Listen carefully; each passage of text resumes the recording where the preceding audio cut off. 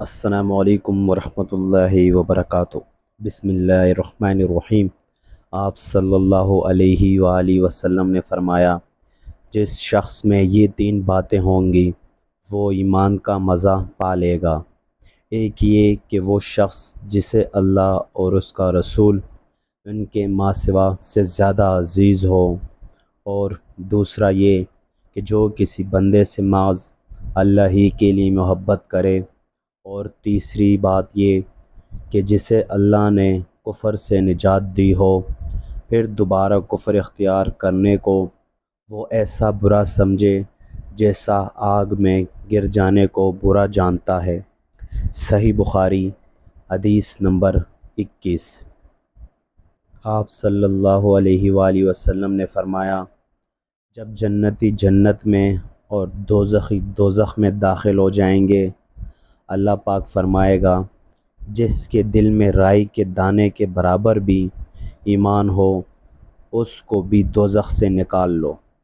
تب ایسے لوگ دوزخ سے نکال لیے جائیں گے اور وہ جل کر کوئلے کی طرح سیاہ ہو چکے ہوں گے، پھر زندگی کی نہر میں یا بارش کے پانی میں ڈالے جائیں گے۔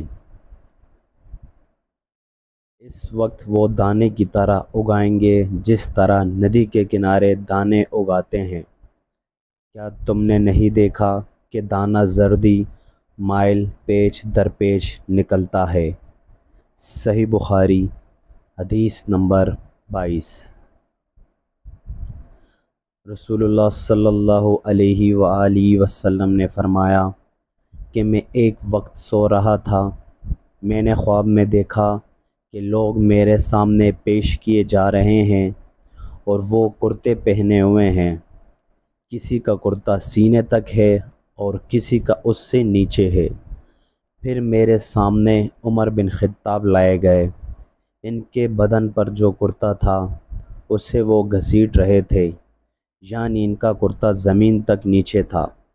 صحابہ رضی اللہ تعالیٰ عنہ نے پوچھا کہ یا رسول اللہ، اس کی کیا تعبیر ہے؟ آپ صلی اللہ علیہ وآلہ وسلم نے فرمایا کہ اس سے دین مراد ہے۔ صحیح بخاری، حدیث نمبر 23۔ ایک دفعہ رسول کریم صلی اللہ علیہ وآلہ وسلم ایک انصاری شخص کے پاس سے گزرے، اس حال میں کہ وہ اپنے ایک بھائی سے کہہ رہے تھے کہ تم اتنی شرم کیوں کرتے ہو؟ آپ نے اس انصاری سے فرمایا کہ اس کو اس کے حال پر رہنے دو، کیونکہ حیا بھی ایمان ہی کا ایک حصہ ہے۔ صحیح بخاری، حدیث نمبر 24۔ رسول اللہ صلی اللہ علیہ وآلہ وسلم نے فرمایا، مجھے اللہ کی طرف سے حکم دیا گیا ہے کہ لوگوں سے جنگ کروں اس وقت تک کہ وہ اس بات کا اقرار کر لیں کہ اللہ کے سوا کوئی معبود نہیں ہے، اور یہ کہ محمد صلی اللہ علیہ وآلہ وسلم اللہ کے سچے رسول ہیں، اور نماز ادا کرنے لگیں اور زکوٰۃ دیں۔ جس وقت وہ یہ کرنے لگیں گے تو مجھ سے اپنے جان و مال کو محفوظ کر لیں گے، سوائے اسلام کے حق کے۔ رہا ان کے دل کا حال تو ان کا حساب اللہ کے ذمے ہے۔ صحیح بخاری، حدیث نمبر 25۔